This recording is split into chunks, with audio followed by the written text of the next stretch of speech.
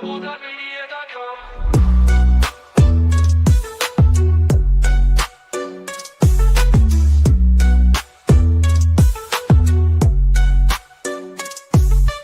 Every step forward is a new beat to your drum. Achieve success with Global.Media.com. Then celebrate it with or without champagne or rum.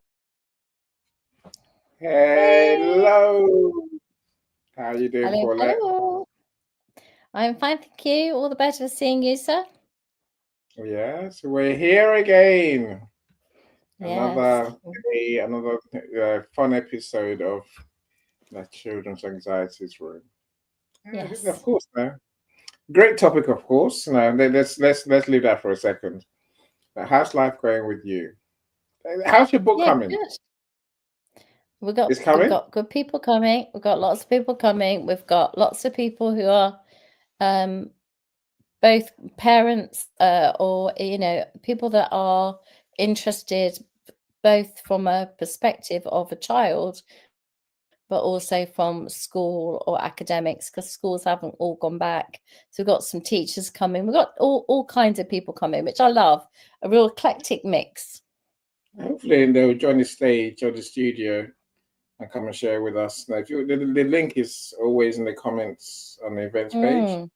If you want me to send you the link directly to your DM, then just put in the comments here. Send me the link, then I'll send the link in your DM. If we're not connected, I'd like to send it as a connection request or connection invite. Thank you so much, Philip. I see you. If you're, there's lots of people here. So if you're here, please drop us a comment. We'll never know you're here otherwise. I can see numbers, but I can't see people's names until you say something. We just don't know you're here. Let's okay. Philip, Vince, welcome both of you. Thank you so much for joining us. Thank you. Thank you for coming, and Vince, thank you. Welcome, Vince. Thank you so much for joining us. So there's a lot more people here. So Dr. Melissa Houston is here as well. Yeah. Hi, Melissa. We'll Thank take you. it. Thank you for joining us. I'm just starting the video on YouTube. So we're yet to connect to your channels, Michelle, Paulette, right? That's okay. It's okay. You're getting the stuff, so as long as it's going somewhere, I don't care. You need you want the numbers. You want the numbers. No, not really. Because when it goes big, it'll go really big. But well, listen, any shock things, I say watch out with the lipstick or the eyeliner. So just be careful. So Ingo 4, how you pronounce your name? Yes. Oh, thank you for coming. I think you're new to me, so I don't know whether you're Paulette's Jeremy. friend. Lovely to see you. Thank you, sir. And bringing sunshine. Hopefully, I've got rain. There's Joe. Hi, Joni. Someone's quite punk. She's selling the beds from underneath her kids' bums now. Obviously, where are they going to sleep? Joni, I've sent you your book draft again today. Joni, read the book. Read the book, Joni. Amazingly, I've got 4 authors, Paulette, and the book's all out with them to proof, and then final edits from their side. Fantastic. Can't publish a book unless they do their job. Frustrates me. Makes me crazy, right? Do the job. Read the book and then send me changes. I think I was very good at my bit. You are. Rightly. You really are. Overnight, Paulette's done her bit. But your books are a bit smaller. So, I read Joni's book last night or this morning. So, you have to read it. Authors, you have to learn to read your book. Otherwise, it's not your book, right? It can't be my book. It's your book. Read it. Exactly. And also, you should want to, because it's partly, part of the journey is finding the mistakes or finding the things that you wish you'd said slightly differently, or it might come over in a certain kind of a way. So, yeah, I think the book reading is a big part of the exercise. The Joni, do as you're told, or Daddy Bear will come after you. Oh, Lisa, you're just too evil. You're too evil. Anyway, LinkedIn user. Which LinkedIn user is this? Is this Christiana? Is this someone else? I have no idea. So I can have a look. Annie, you're showing them a LinkedIn user. Annie, thank you for coming, Annie. Let me say reload. So glad you're here. Yeah, then you have the evil woman, Paulette. I don't know what to say about her, really. All right. As she says, the two of you look extra sexified today. Sorry, after you know, yes. I looked at her, I was like, what's she talking about? Well, that's Lisa for you, right? Got a bit of a glow on your cheeks there, sir. I think your light shining right in your face. Is it makeup? Where do you see the orange hair? Where do you see the orange hair that's coming, right? And then, you know, red. Ronald McDonald red. I think we should go close to looking normal, not a big witch. No, because I think he's got a big old ass afro like red Ronald McDonald. Ronald McDonald wig, yeah. Oh well. Tanya, of course I see you. I'm glad you're here. So we'll definitely Tanya. Thank you for coming. Who have I missed? Now, Caroline, welcome as well. Glad you're here. Thanks so much for joining us. The lovely Caroline. Mwah. Yeah, so we appreciate all of you spend time with us, and you know, if you're here, you know, say something. So if you've got any questions, by all means, please do share. I was just on the email, so it says Joni. Okay, all right. Okay, at least this response coming my way. Oh my God, this coding. Everyone, I'm not gonna hide it. I'm nice until we work together. When we work together, I tend to become a crazy. Yes, I'm obsessed. I want your results, right? And I just want your results at all costs. And I tend to do what it takes to get those results. You know, my clients always complain, Paul. I don't know why they complain, because I keep them accountable, right? Excuse me, I am sitting here. Yeah, no, you never complain. You never complain, right? I might have complained a couple of times initially. No, but you know, you don't complain when I try to keep you accountable. I'm saying that's what people complain about. That's what I think it's important. Accountability is important. Exactly. It's all part of being on a team. If we're going to do events together, expect me to chase you up if you don't get on to the next event. You know, if you don't give me a title or topic, I'm like, what's wrong? What's happened to you? And they're like, Annie, be kind. I'm like, Jay was coming. I'm sure he'll be here sometime soon. LinkedIn user says, I'm laughing. I look so beautiful right now. I wish you'd come on stage, but it's fine. It's fine. Of course, if you want to come on stage, then, you know, you can have your camera off. You know, if you choose to. Of course, we'll prefer to see you. But as long as we can hear you, that's the important thing. Anyway, I've talked way too much, right? Like this? Like that, Paulette. I've talked way too much. Let's hear from you and our amazing guest in the studio already. Come on, Paulette, it's all yours. Okay, hi everybody. It's lovely to be here again.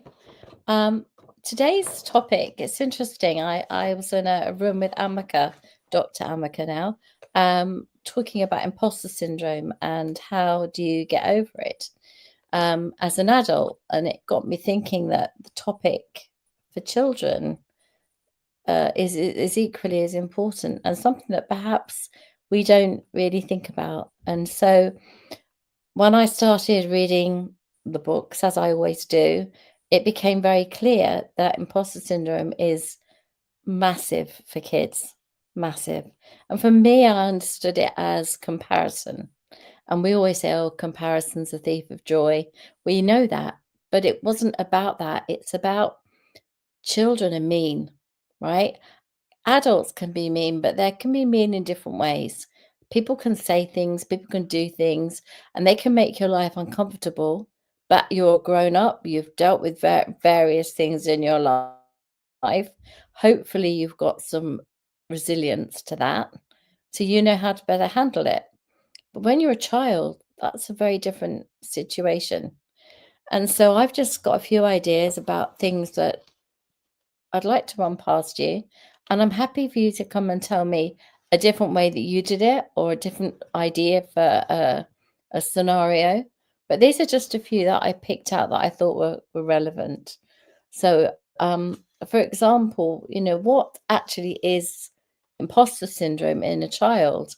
And it's saying things like, I'm really smart, or I'm not really smart, I just got lucky, or minimizing your achievement. So instead of saying, oh, I got really high grades, you would say, oh, anyone could have done it. The fear of being found out is like not being good enough. So you don't want to allow yourself to be seen to excel. So you go back, you retreat into yourself.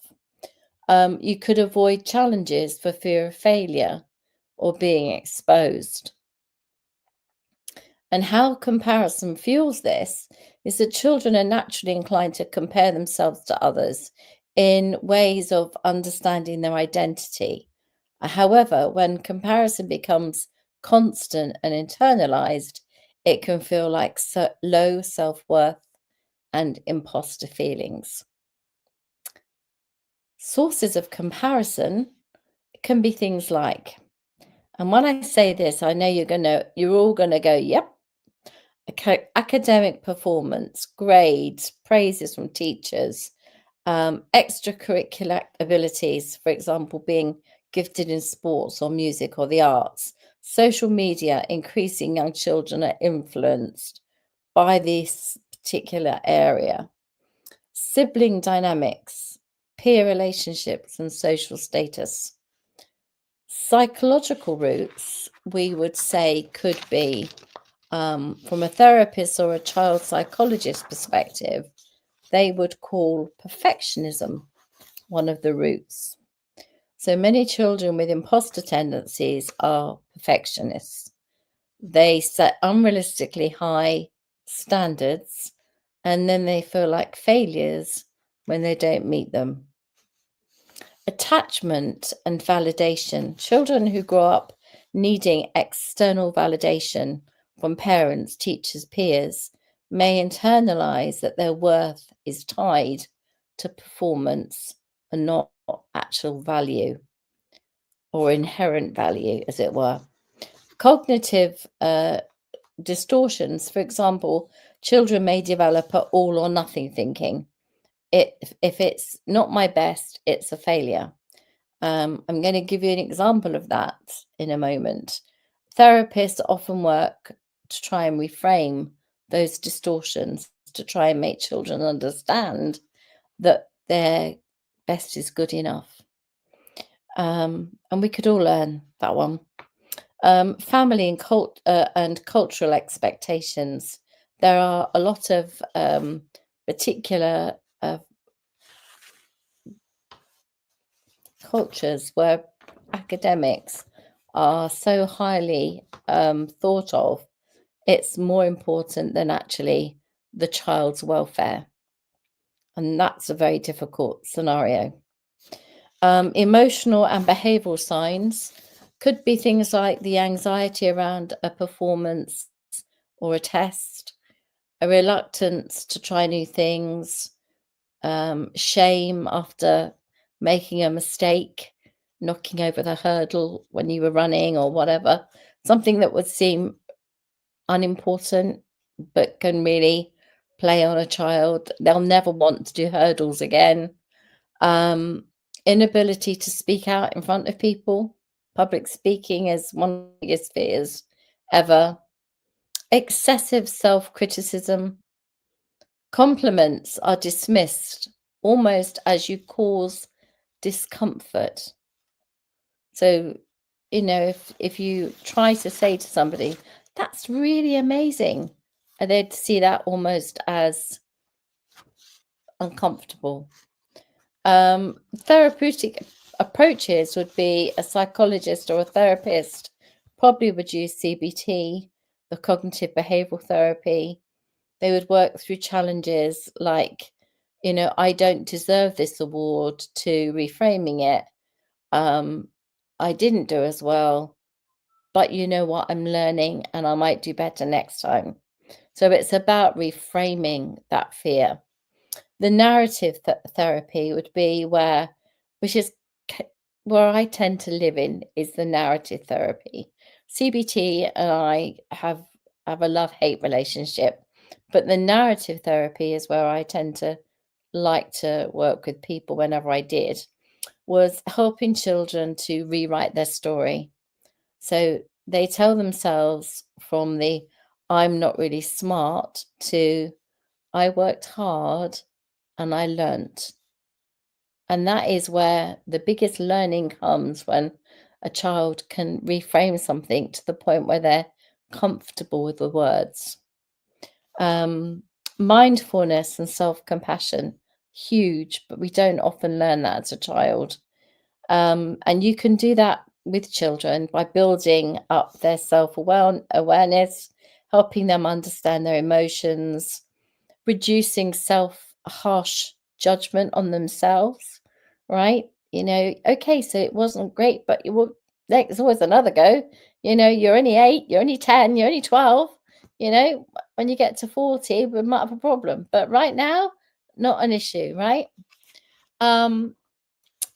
From a parental perspective, I would say parent coaching is great, working with a therapist always, but you can always work with parents to model self-acceptance, avoid overpraising outcomes, and focus more on effort and growth. And try and do the same with all the children. So if one child needs lots of praise and another child doesn't need as much praise, and another child absolutely hates praise, try to work a way where each of them get what they need, but you feed them at different times with that praise. So you might be sitting side by side and working with the one that needs lots of praise. That's how you give it to them. The one that does sort of pushes the praise away, when you get the opportunity to sit down with them, you just go, oh, that was really good. That piece of work was really good. That would be enough for them. They don't want lashings. It's a bit like having an ice cream and how many toppings do you have? Some kids are like, whoa, too much. So it's a case of learning what your child needs and meeting them where they need to be met. I've always said to encourage all strategies and outcomes. Sometimes you get it right, sometimes you get it wrong. Don't be the parent that blames themselves, be the parent that learns. Normalize failure as part of growth, and that goes for us adults too. Watch for perfectionism. Watch the language, the fear of comparison. This one got 10 out of 12 or 12 out of 10, 10 out of 12. And this, I only got 8 out of 12. That must make me rubbish. I'm useless, But then the guy that got 10 out of 12 might be the highest grade in the school. He might be the smartest kid in the school. So say, okay, so he's really smart. But you know what? You're this smart. So, be proud of yourself. That comparison it will take all the joy out of your 8 out of 10. Because you didn't get the 10 out of 10. I had that with Ben. Believe me, I know about that one. Help children recognize their unique strengths and their contributions. If they do a picture or something and you just go absolutely nuts over it, and they're looking at you like, why are you going nuts over this picture? What you're trying to do is say, this is a great piece of work, but what more important is you gave it to me. Okay, you did that for me. That's what makes it important. That's what gives it gravitas. Not that it looks like the Mona Lisa, but the fact you made this picture for me makes me the happiest mum on the planet, or the happiest parent. That is what I'm talking about. And going back to perfectionism, and this is something that we will talk about, I'm sure, these kind of characteristics in children, and children with ADHD, autism, or on the spectrum in any way, shape, or form, perfectionism can be part of that arena. And I remember, and I'm sure I've told the story before, that they were talking about astronauts and space and all this sort of exciting stuff. And they were told to draw a rocket ship. And Ben was like blank piece of paper in front of him. And the teacher said, come on, Ben, and he was like, I can't do it. So she said, what do you mean you can't do it? I said, I can't do it. And she said, why not? He said, because I need a toilet roll. She sort of looked at him as if he was mad. He said, I need the toilet roll so I can make the rocket ship. So she said, we're not modelling, we're drawing. I can't draw it. I can't draw it. I don't know how to draw it. And he was 7. He didn't have the skills or the capability to draw in 3D. Okay? He couldn't draw a spherical shape. Not many 8-year-olds could, or 7-year-olds, right? The point is, it wasn't even 7, he was 6. The point was, he knew what he wanted to make was spherical. But how do you do that flat? In his mind, it was like, I can't do it. So she sort of showed him, just start with 2 lines and put a bottom on it, do some flames out the bottom, put a cone shape on the top, and pretend it's shaped like that. And he sort of looked at her and went, but it won't be. And she was like, no, but if we were to fold the piece of paper, it would be. And he was like, oh. So if he did the whole page as a rocket ship, now when you turn it, it was cone shaped. In his mind, he could accept that. And they moved on. And instead of it being a flare up, and a flare up to Ben would be, I can't do it, I won't do it, pen down, not getting anywhere. It would be like he was sulking and he couldn't do it. He didn't know how to do it. Felt like he was failing, felt like he was useless. Everybody else in the room was started. He hadn't picked his pen up. That is a horrible feeling for a child. And all it needed was a bit of explanation. You're going to be drawing a flat picture. We're not expecting you to model an aircraft of any kind.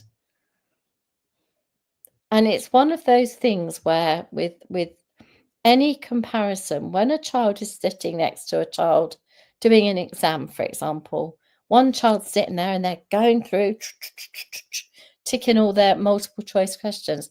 They might not even be reading the questions. They just want job done, finished. I don't care, whatever, right? Some might be writing dad or words like bad, or, they could be writing B, A, B, C, whatever. Somebody like Ben, who was sitting there trying to work it slowly, is looking around going, why is everybody else able to do it so much quicker? Why is everybody else able to finish it before I've even got halfway through, right? Because he was reading the questions and he had to have that explained to him, that these other children might not have cared. It didn't matter. That was their situation. All you've got to worry about is you and your situation. And I think that's one of the biggest learnings that we can all have, is we don't have to look either side of us to see what other people are doing. Stay in your lane, work on what you're doing, focus on what you're doing. And you know what? If somebody comes from outside of your lane into yours and has something to say, then come to the individual and say it. Fine, no problem. But when you're children, it's very different. All you see is fear that I have failed, I won't have friends, I won't be da-da-da-da-da. All right? And so I just want to keep it as open as that. And I'd like as many examples of when you can remember either something happening to you that made you feel like you weren't good enough, or that somebody was going to make fun of you. I remember hitting the hurdle when I tried to jump the hurdles, and other people were going over them, and I seemed to be dragging my leg, and I couldn't understand it. And when we stood to the side, the teacher said to me, "Is your hip okay?" And I was like, "What do you mean?" She said, "Your hip, is it all right?" I said, "Yeah, I think so." And she came over, she went, "Pull at your hips dislocated." And I'd suddenly realised I was wonky. And because I'm double jointed, my hips would come out if I did anything that was weird. Well, putting your leg up, do you know how to do the hurdles? You got to go one forward and one's got to be all wonky behind you. Well, when I put the wonky leg up, it dislocated my hips. And so is any wonder that I was rubbish at hurdles. But I didn't know that I dislocated my hips because they were always falling out. And it used to be a bit of a trick when I did this. I used to do the running, jump, and the splits. When you're doing your dancing, and it was a big trick. Now I realise with all the arthritis and everything, it was probably not the best thing to do, and somebody probably should have told me that a few years ago. But nowadays we don't do the splits, well, not intentionally. And if we do, it's more than my hips gone out. It's everything that's gone out. So, guys, let's hear from you now. I've spoken for long enough. Annie, back to you, my love. Thank you.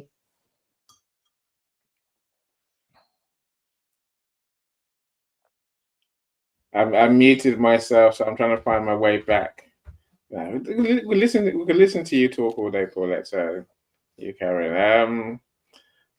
Cyrus, thanks for joining us. So yeah, that was probably a good time to play my video.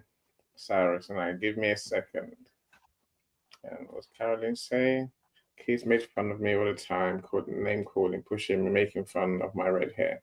Who mentioned red hair? It wasn't me. It wasn't me. No, it's some. Look, people are people, right? For that, some people are just what they are.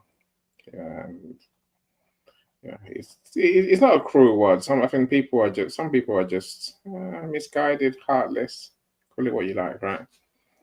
Hopefully we'll reduce. It's what's going on in their house as well. We never don't think that kids are born mean, because they're not. It's what happens to them along the way that changes who they are.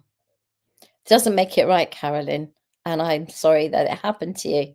And I wish to goodness that somebody would have stopped them, because wouldn't that been nice if somebody was to say, we don't do that? That's what we lack these days. We don't stand in the middle of a situation and say we don't call people names, because that's not what we do. It's not friendly. It's a hard one. It's not the first one I've heard today, Carolyn. That's why I'm like frustrating, but no, we'll find solutions, and I think we'll build better communities. Oh, absolutely. Right. Yeah.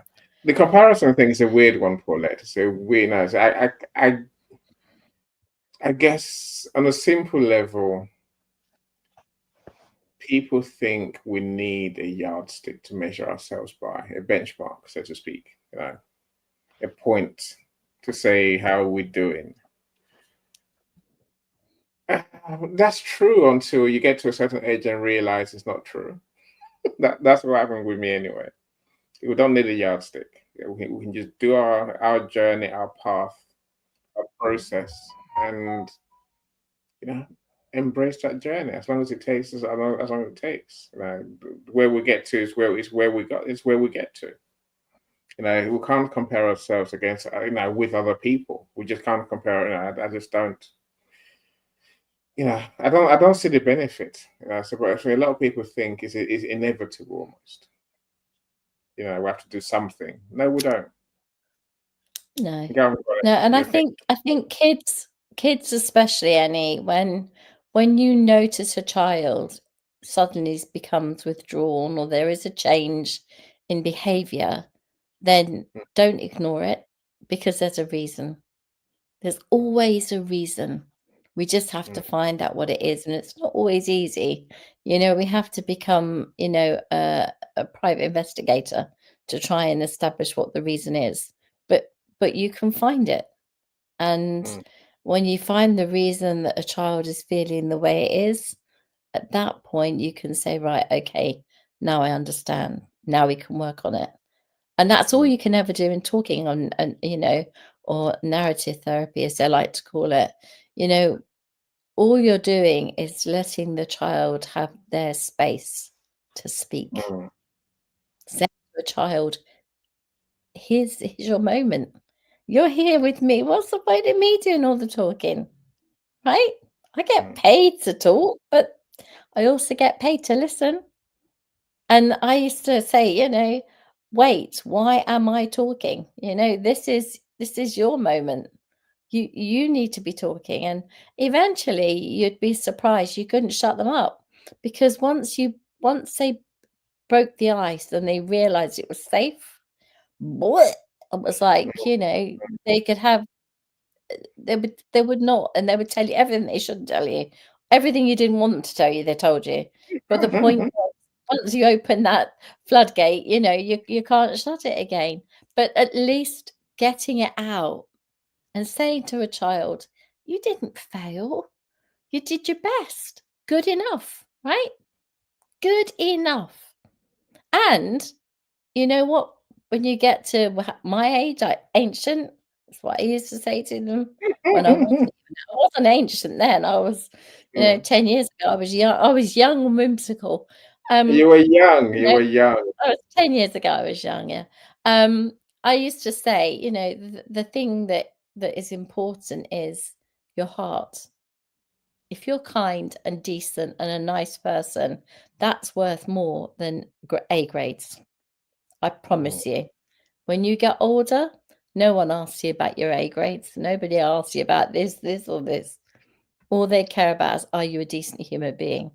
When you go to work, they want you to be able to work with other people.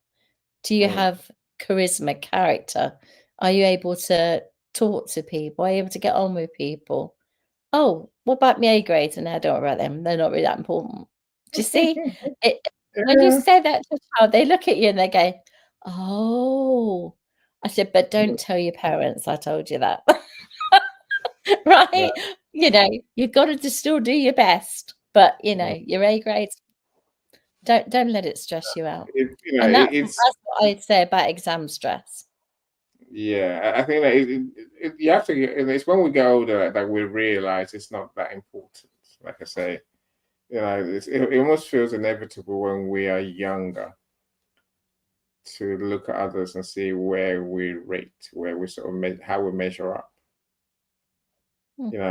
I mean, and especially with social media, Annie. I mean, with social media, my goodness, I made them all laugh in Amika's room. I was saying, but talking to grown adults at that point, I was saying, everyone's talking about bumness and insertions of this jelly into this place and jelly into that place.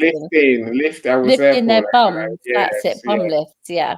And everyone was laughing about how big's your bum, and can you get your bum up any higher and all this stuff.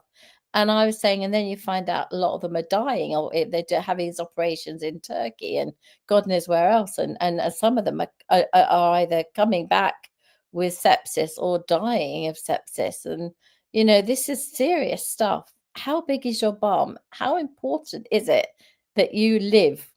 So let's enjoy the bum you've got and deal with it, right?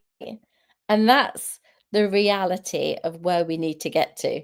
Let's stop all trying to be picture perfect like the models, because we all know that. I remember reading an advert. I'm sure I've said this before. I remember reading an advert, and it was years and years ago, and it was in Cosmopolitan. That shows you how old I am.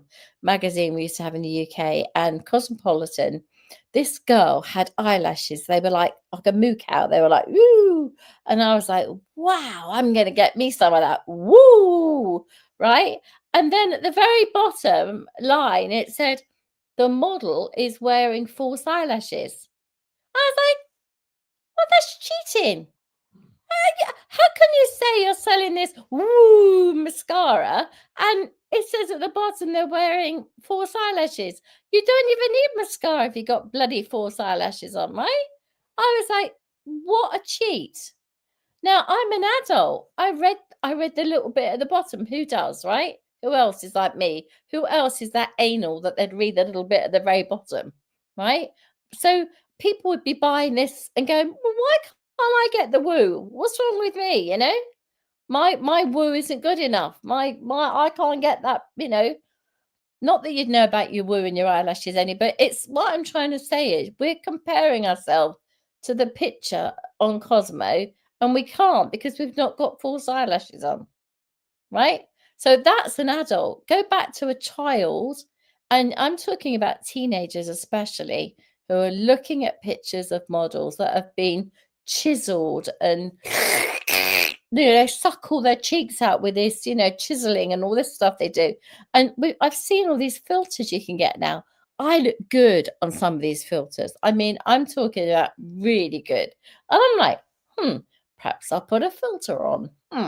But then I think, no, that's cheating. And I would never, but you can get filters that make you look really good. I was like, blimey. I mean, not like I couldn't look 30, but I could probably look 42. Honestly, it sucks it all in and gives you these cheeks. You just start narrowing and chiseling and you go, how much chin would you like? Shall I take some off your chin? It's unbelievable stuff they've got out there. But if the kids don't know that they're wearing a filter, then they're comparing themselves to something that is impossible. Impossible. And why I get upset, it's natural. Be natural. Understand reality. That's what no one wants to be, right, Paul? I think the point that we never know the story behind the other person that we're comparing ourselves to, But it's not just, it's not just comparisons. Comparison, I think, is one visible end of the behavior. So even things like copying someone's top 10, copying anyone, is dumb because it doesn't work. Number one, have you noticed how it doesn't work? Saying literally copying someone's exact steps to do anything, strangely, never works because different time, different community, different input, different situation, different starting position, different everything, and that's so. I think it's a big lesson that we have to learn, Paulette, and I think once we find our own inner happiness, then I think we're happier. As I think Sandra said yesterday, it's about our self acceptance. Yes. Yeah, it's about accepting ourselves. And for children, that's hard. Yeah, that's how we get to be comfortable in ourselves, no matter what space we're in. And let me start talking. We have amazing guests in the studio, so let's hear from you, my friends. Ramos has disappeared. Where's Michelle gone? Michelle, you disappeared. Wrong time to do that. Let's talk to Michelle B. Michelle B, how are you doing? You're muted. Yeah, how are you? Good. Hi, everyone. This is the way I've always looked at kids, and because of how I was raised, I kind of had to pick out my own things. So when I was bartending, I figured out everyone has to wear a different hat. And that's how you have to treat everyone, is everyone's wearing a different hat, because not all of them are drinking Coke, a Kebra Lubra, a Diet Coke and Jack or something. And so I was taught by a brilliant person, just think of it that everyone's wearing a different hat, and then take that. And I took that and I took it home. And I was like, wow, okay, I'm just going to do that with my kids. And I kind of put on a different hat on each one of my kids. And I dealt with them individually, just like I would at my bar. Okay, and I know that sounds really bad, but at least I took a situation and I figured it out so I could raise my kids, because I wasn't raised in your typical normal American family. So I do take everything from every one of my experiences and I use it as a tool to help my own kids. So that's how I do it with kids, is just every one of them wears a different hat. Growing up, I noticed a lot when they weren't my friends, but I called them hi-bye friends. Hi, bye. And it's like, all right, there goes a hi bye friend. And that's what I honestly still to this day call them. And I noticed though that when they were at home, and Paulette, this goes to everything starts in the home, you guys. When they would be at home, and even a couple of my friends told me this, my parents said that you're really weird, you're obnoxious, and you don't have the right kind of family, so I can't be around you. So you're basically a piece of dog dung. And I would be like, all right, whatever. And I did ask my grandma that one time, and she was just like, I can't help the stupidity of others. And when you live in a very small rural town, unfortunately, when all the parents are saying that, all the kids hear it and bring it to school, and they bully that other kid. I can't tell you. I mean, let me tell you something. I learned how to actually dodge a punch and people just ramming into me like they were playing football, tackling me, all before I even learned how to hit back. Because with how I am, we're empathetic. You don't want to hit back. You want to, what did I do wrong? What did I do wrong? And so they go to hit me, and I just be boom, and I duck it, and I'd be like, again, you missed. What did I do wrong? And so we really need to start thinking about, as parents, what we're saying at home, because they're bringing it to school. And just like how I told everyone just now, it happened with me, it's still happening to this day, but only worse. And now we're having kids shoot up schools because of this situation. And it breaks my heart, because everything does start at home, folks. It really does. And I don't care if you say, well, this person did this or this teacher did that. No, it starts here. Your child, you had the child. You need to nurture that child and teach that child, just like Paulette said, that everyone has a different hat. And if you are that parent that sees a child like parents saw me saying, well, she's this, she's that. No, be an adult and step into the situation and say, what is wrong here? Are you being raped? Are you being beat at home? What's going on? Be that adult. And so that way your kids learn from that too, because it's not right what was going on with the little child.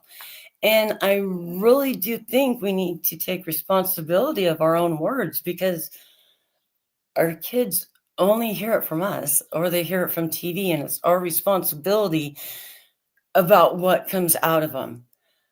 I can't tell you how many, now that I'm growing up, I don't even go back to my hometown. Because they all assumed when I was younger, and you can't change the dynamic of that over generations and generations, and not only generations, but years and years of grooming of how you thought a child should be. You put that child in a box, and it wasn't for you to put that child in a box, because it's not your child. You are supposed to be taking care of your own child and nurturing them so they don't do that. And you got to start wearing a hat, a different hat for each child. And it's okay. Make it like a game to yourself. But if we don't do something ourselves, no one else is going to do it for us. I don't know anyone else has got millions of dollars to bring in the not German nanny, but the UK nanny that she comes in, she whoops up your family. I didn't have the money for that. So instead I found Paulette Nanny. And I did have imposter syndrome for the longest time. I'm not embarrassed to say Paulette is my therapist. And she's brought me out of that, because once, with me being as unique as I am, something will click just like that. If you actually explain it to me, it's like, oh, okay. When people tell me, oh, you're getting too excited, I'll settle down. Being who I am, I can control my breathing and settle down. And they think, oh, now you're manic. Why? You just told me to settle down. You know? But you did it so fastly. How can you do that? It's just me, you know. But I think we need to take more responsibility of ourselves and just be nicer. There's hope out here, or none of us would be here. We all want hope. We all want love. So we'll just find a way to bridge the gap and bring it all together that makes both sides happy with the wording, I guess you could say. And that's all I have to say. Thank you. Oh, thank you, sweetheart. You're absolutely right. There is no child that is born racist, whether they are black or white. There is no child that is born sexist. There's no child that is born homophobic. These are things you learn. These are learnt behaviors in the house. And, you know, we take as children, we're like sponges. We absorb what we get given. And now we say in the home. What else is in the home is the electronic gadgets. And I'm not going to start being a miserable moo and blame the gadgets, but they are taking influence from them. The Tate brothers and all that misogynistic stuff that's come out since has become a major problem in schools, with girls being treated appallingly, women being treated, young girls and women being treated appallingly because guys think that's okay to do that. You know, we have to accept that if we don't draw a line, stick, you know, a line in the sand and say this isn't acceptable, when the UK government are saying we now have to say that misogyny is going to be on the curriculum, and we can no longer, we're going to make sure that every single child sits through an assembly about misogyny and that why it's wrong, which is being said by our Prime Minister, that that is what they're going to do. That is a pretty scary bloody time that we're living in, that the influence is that great. Just think about that for a second. And the other thing I wanted to say is that when we talk about how people can misconstrue something. So somebody says, okay, oh, dad came home laden with alcohol, right? Does that mean that dad came home stinking drunk, or that dad had brought home some beers for him, a bottle of wine for mum, some crisps and chocolate and sweets for the kids because it was Easter? So that interpretation, when spoken to a therapist, could mean that dad came home stinking drunk, rolled through the front door and started acting like an absolute a-hole. Or it could have meant that dad brought home a load of treats for everybody, and we're all going to sit, they're all going to watch a film together on the telly and all have their treats. So we have to understand that there are sometimes different ways of understanding the same thing, and we can misunderstand the cues that are given. Yeah. So when I say to the child, do you mean dad was drunk? No. Dad had been to the pub, but he'd only had one. So I said, is that what he told you? No, that's what he told mum. And you just laugh because now you get the story, right? Dad came home with a bottle of wine for mum, two cans for him, 2 bottles for him, bottle of Coke for us, and some crisps. We just have to be mindful of the language. Otherwise, I'm thinking, crikey me, there's an alcoholic. Right? And that wasn't the case at all. So just think, give people the benefit of the doubt, but then if the doubt's there, that's when you get the opportunity to ask questions. Right, I'm shutting up. Any back to you, my love?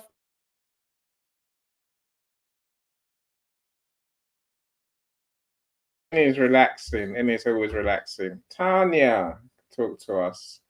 So before I give you the mic, Tanya, give me 1 second. Let me welcome some people who joined us. So Wendy, thanking you for your share, Michelle.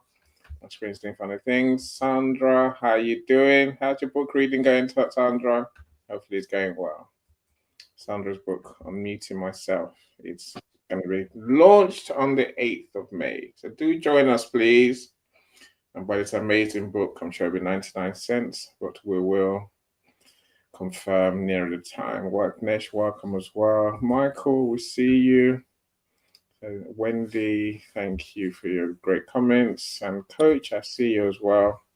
Thanks for being here. And Blessing says hello to everyone from Nigeria. So I finished my thing, so Tanya, the mic is yours. How are you doing? Hello, really good, thanks. Hi, Paulette. Hi, everyone. Yeah, I mean, it's a really interesting topic. I think I love what you say, Paulette, about the fact that it's about that narrative, because it is the story we tell ourselves. That really, we give that definition, and we can tell it one way or another, and we can definitely rewrite it. But what I wanted to mention was that children are a reflection often of us. So in my personal experience, while I've been working on my own, my own self, I've been such a perfectionist my whole life. And that was partly because of the complex childhood I came from. And that was the reason I was like that, was because it was the only way I could have some sort of control over my life. So, it was always something I dealt with. I didn't like it about myself, but it was how I navigated my life through the lack of control and chaos that I had. And as I've been working on myself and really realizing, actually, I'm not a perfectionist. I'm okay with things not having to be perfect. I've rewritten my story a bit, and that's made me so much more relaxed. And the thing I've observed is that without knowing it, I think I was putting a lot of pressure on the children, because I was reflecting a standard I wasn't actually making them fit, actually asking them to be like me, but I was reflecting something. Children learn through their parents and their behaviors, positively and negatively. And what I've noticed as I've changed is they've changed. They've become more relaxed. They're excelling more easily at things. So it's just an interesting observation that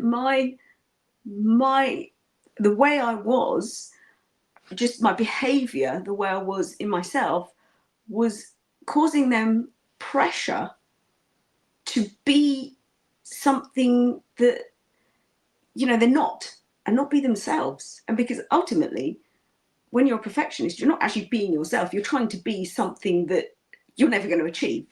So it's false. It's a complete false way of living, and it's stressful, and it's actually has no purpose at all. And it just puts pressure on myself. But just this reflection, this mirror that I think you are to your children has fascinated me. So I think, we got to, it starts in the home, like Michelle said, it starts at home. And sometimes it's our own behaviors that we have to look at, and not just think, oh, that child is struggling. It might be something that they're watching at home. They're watching their parents, act in a certain way, or not work on their own weaknesses. 100%. Everything you said, I agree with. And I think every time that we learn a little bit more about ourselves, a bit more about our history, a little bit more about who we are, that makes us better.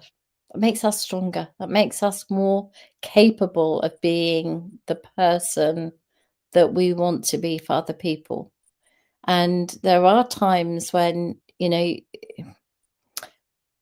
I'm going to say the word divorce, and I know it's Joni's in the room, so Joni, don't come at me. But we married someone, and when we marry them, we're in love with them, right? And we love them so much. We have babies with them. We think this is the future of our lives, and this is forever. And then you realize that the person you married is a complete, word can I use? A complete D, right? An absolute whatever. Narcissist. And we understand Narcissist. that'll do. Narcissists are good. We'll have a narcissist. So he's a narcissist. And we understand that that behavior isn't good for us as an individual, and it certainly isn't good for our kids. And you make the decision to separate. Now, what could have been was potentially a fairly amicable home life, even though you were tolerating this unreasonable behavior. As soon as you have the audacity to break the chain and come away from the narcissist, then the problem that you have is that they will then turn it on the kids. And this is one of the hardest things in the world, is balancing the act of parenting two different ways, the same children. So, for example, one parent who has the kids all week has to put up with all the homework, has to put up with getting the bag ready for school, has to put up with all of the stresses that causes, making sure the homework's done, etc. The child goes to the other parent for the weekend, no homework, no stress, no worried about getting stuff done. They go and have a blast. They go off and do something fun. I don't know, go to the circus, go ice skating, go and do whatever, right? But there's no work involved. There's no pressure involved. There's no shouting involved. There's no get your bum out of bed, you've got to get on the school bus involved. How do you compare that relationship? You've got the parent who looks like the troublemaker, who's always telling the kids to get ready for school, always doing this, always doing that. And then you've got the narcissist who gets them at the weekend without any pressures or stress. And here's the one that's actually caused 90% of the problem, and yet he looks like the good guy. In that situation, Joni, I know you're going to be able to come on and speak about it, but to have that situation occurring is so damn hard, because you've got the Monday to Friday job, right? The teaching, the parenting, the guiding, the supporting, the shouting occasionally, and the getting the bags ready and getting everything organized against the weekend job, which is the fun bit. And that's really not fair. So you become the baddie in the relationship. And I think that it's really important that you sit the kids down and you say, let's just turn the tables. And let's say that dad was the one that had to get the bags ready, and dad had to have you ready for school, and dad did all the homework with you, and dad did all of that. Can you imagine what life would be like? Can you imagine how hard that would be? Can you imagine how horrible that would be? Right. Now, mum is doing her best and trying to do it with love. And then let them think about it. Children aren't stupid. They know, they see. But you see, kids get bought. And the problem that I've always found, and I'll say this 100 times over, buying somebody a gift of high value doesn't negate all the work that went into helping them become the human they are. That's two different things, and it's two very important things that I would say need to be understood. Just giving gifts out left, right, and center to try and placate them, nah, that's not the way forward. So I'm really interested to hear Joni's perspective on that one. So I don't know where Annie's gone. I think he's gone off to get his tea. But Joni, if you can, do you have to get brought over or something? I don't know. Hang on a minute. I'll wait for Annie to come back. But yeah, it's really important that we really do think this one through. And I know you're listening. So you'll be able to talk us through it. But that is one of the hardest things I've ever had to work with in mediation, is where you're trying to certainly support families where they are completely poles apart in the way they think, completely poles apart in the way that they are parenting, and poles apart in who's got the money and who hasn't, and who can take them to these places, and you're the one that's doing the 9 to 5 job, the Monday to Friday job. So Joni, I'd love to hear from you. Are you okay on that? Yeah, we're coming. So let's. I didn't know. I guess Hold on, Joni. One sec. I want to welcome Carrie. Otherwise, we'll miss opportunities. Carrie's joke for the day. So Carrie says, "What do you call a jelly bean?" That's brilliant. That's a great musician. A jamming jelly bean. A jamming jelly sound. Okay. I chuckled earlier, so there you go. Enjoy your joke for the day. If you want, a smiley day at least. Connect with Carrie in the comments. I'm sure you find a joke. It sends you a joke every day to make you laugh. Where am I going next? Jay, definitely. I like Jay's comments. So I know this all too well. My father grew up poor in a large household of 11 siblings. He was misguided and tried to keep up with the Joneses. Comparison, always the road to doom, right? That's the point. I think that's everyone so far. If you're here, do drop us a comment. If you're on my YouTube, do like, comment, and subscribe. Like today's video, and then comment on today's video, and then subscribe, and then play more videos. You haven't got to watch and just press play, right? Go on, Joni. I'll give you the mic. It's all yours. How you doing, Joni? Hi. How are you guys doing? Happy Tuesday. Oh, God. At least it's not raining here. So I'm actually having photos taken of my house right now, because I am going to build my own house. I bought some land and build my own house. Not far from here. So it'll still be my blue back screen, right?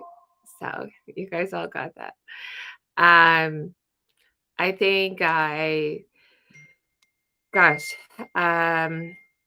with divorce, for sure, it's tricky, and kids, they just don't deserve it. They don't, and it doesn't get easier. It does not get easier. For me, it is kind of harder. And so he was definitely the Disney dad for a long time. And then he came into a lot of money and then tried to take the kids from me. And so that's, if anyone knows me more personally, like, I've been stressed out. I've been stressed out about that because I've been in court a lot. And I don't have a shoot ton of money to press him at court, and I don't want his money. I don't care. And my kids now say things like, I got my 2 daughters, Kendra Scott. I don't know if you guys know who that is, but it's like a jewelry designer. A lot of teenagers like these really cute, like, loop earrings. And my oldest daughter is like, yo, those are really expensive. Can you afford that, Mom? And I was like, yes, I can afford that. I wanted to do something nice for you, and it's just that kids are very much used to their dad spending a lot of money on everything, just like materialism stuff. But I will never think that I did anything wrong in the fact that I advocated for my kids, and I loved them. I love them so much. And, each of them have their own baby blanket. I sewed them myself, and they each have their own song. I wrote them myself. And I think maybe something from my childhood that my parents wanted me to be this kind of not uppity, but like intellectual housewife deterred some of my path. And I have learned very differently over the last 9 years that that's not the path I need. I don't want that path. I want to be a little hippie and raise golden retrievers and, I do construction and chat on podcasts with my friends. And so, that's okay. So your own way is your okay. And I think that is really good. I just am scared I'm just speaking from personal experience for kids who have such differing parents. My ex has 3 Teslas. He's getting my daughter a new car for like when she turned 16. Like they all have their own bathroom and like it's like, come on. Like who cares? Like what you grew up middle class, are you trying to like beat out your parents? It's not like kids don't need that. But guess what? I have the connections to college. I do. And I have all of that like intellectual knowledge for the kids. So that's kind of we have a lot of fun just being us. And if my son and I take a walk together with my dogs and he holds my hand, oh my God. It's like just joy. And I don't need to like take him to some like crazy fun, like I don't feel the need, like a amusement type place, like a trampoline gazanga place. I don't know. But I think it is very hard for kids who have parents who are divorced to kind of like figure out both. And they love both parents. But, at one side, they have a parent with a lot of money. And then the other side, they have a parent who's pretty strict. That's me. I'm pretty strict. I don't go to Costco and get like a ton of chips and cookies and blah, blah, blah. Like, we go to the farmer's market in the summer and I get them a smoothie and that is a treat. And so, it's just, life is always a journey. And so, Tanya, like, you always can change. You just change. You just do. You get older, you change. You hopefully change for the better, not be more grumpy. And you just do it like love you. That's love your kids. Like try new things. And as I have said a few times, I feel like just continue to be curious about yourself and your abilities. Because Tanya, look at you. You started this whole amazing chain of products for your skincare. And Michelle, you're trying to start like this like amazing center for kids because that's passion to you. And Paulette and Annie both have had wonderful multiple books come out and been part of this community that has shown real live voices. And that's what we need to teach our children, like just say what you want to say. So I'm going to ask you a quick question, Tony. I'm going to ask you a question. Okay, here we go. How do you try to explain to children, and having been that mediator, as I said, where you're the one that's trying to get them ready for school Monday to Friday, trying to get the school bags done, trying to get all of that organized, right? And the homework done, and the this, that, and the other. And then they go and play at dad's at the weekend and have a fun time. And like, well, dad's the fun one and you're the strict one, you're the, whatever. The thing that I was just going to say, when you're about comparison, there's a comparison in your own house. Forget outside comparisons. You've got comparisons in your own home. And what I would say is, you're the mom that's going to get me into college. I'm the mom that's going to take you where you need to go for your future. I'm the mum that's going to help you become who you need to be and who you want to be. Okay.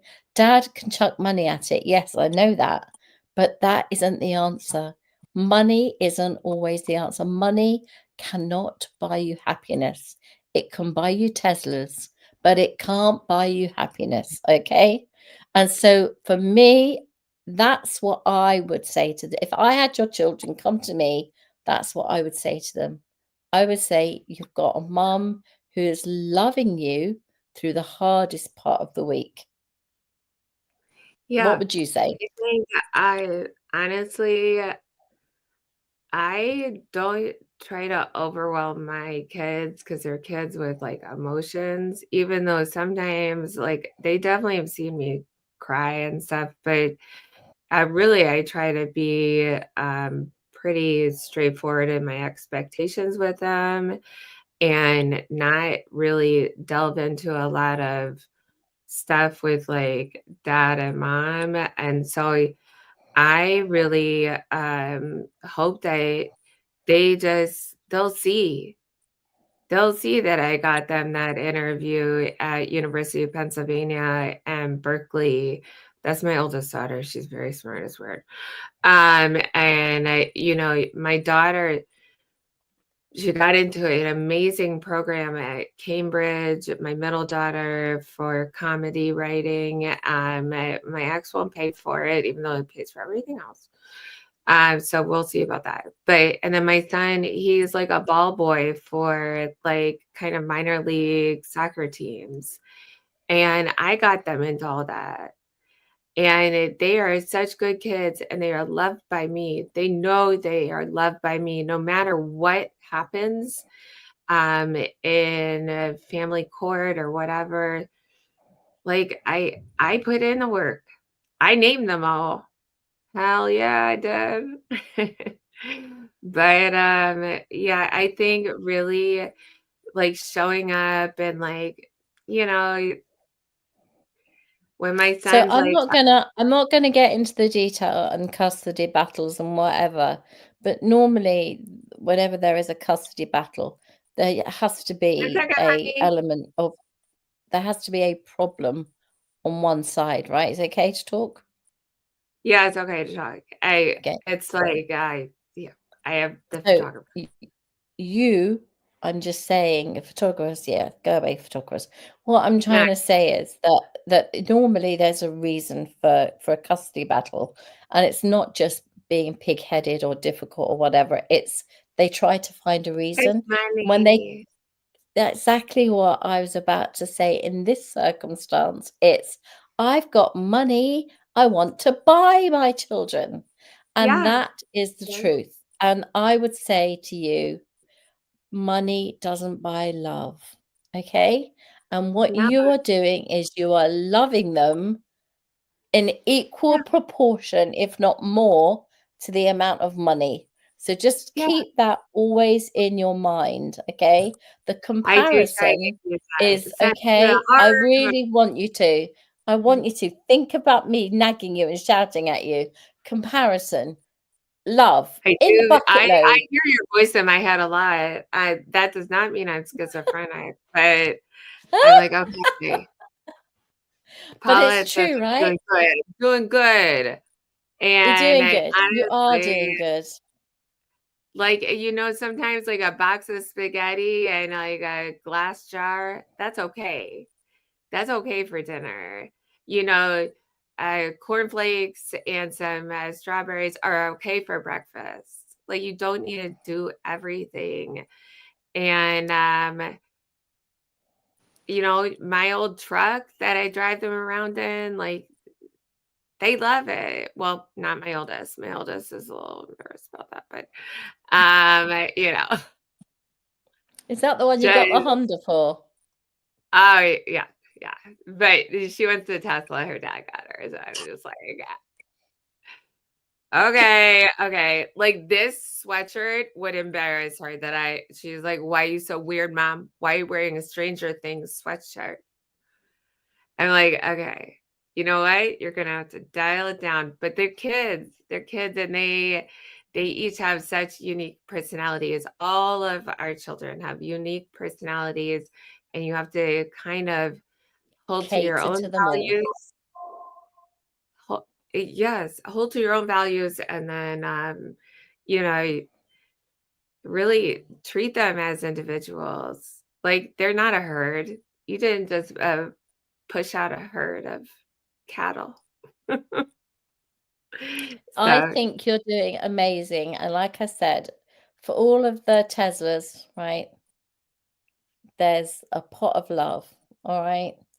And this has got so much more value, all right? Imagine gold against paper. That's the difference, okay?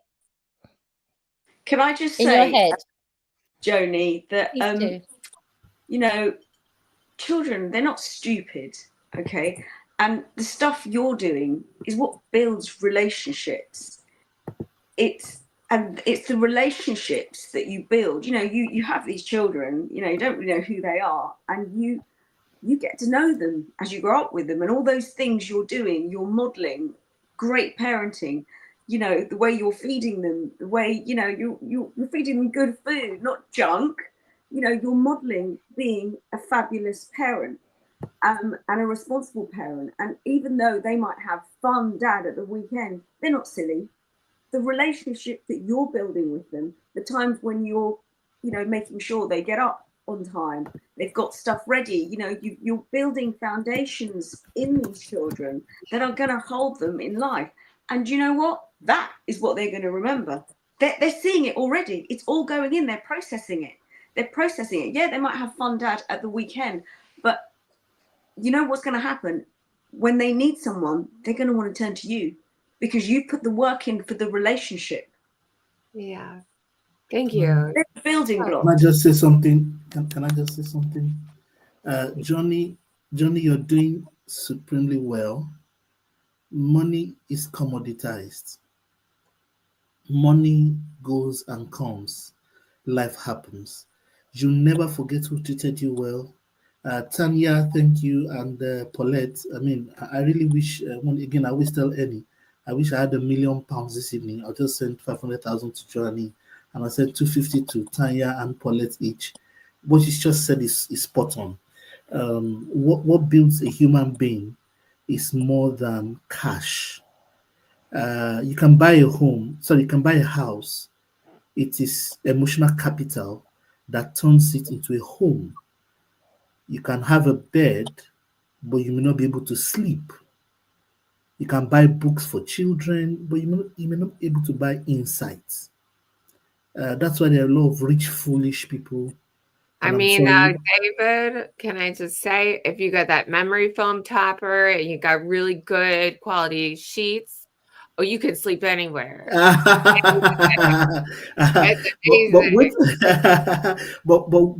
wait until you meet very, very, very unrestful billionaires. They got all the beautiful shit, but there's no peace of mind.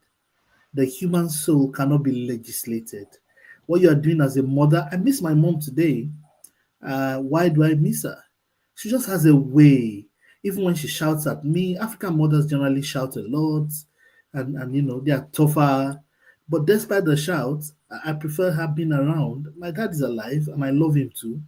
And I talk to him all the time. But if it was my mom, if it was to be reversed, I would have been doing more talking to my mom. Now, they both love me. I'm a firstborn. They both are caring and good people.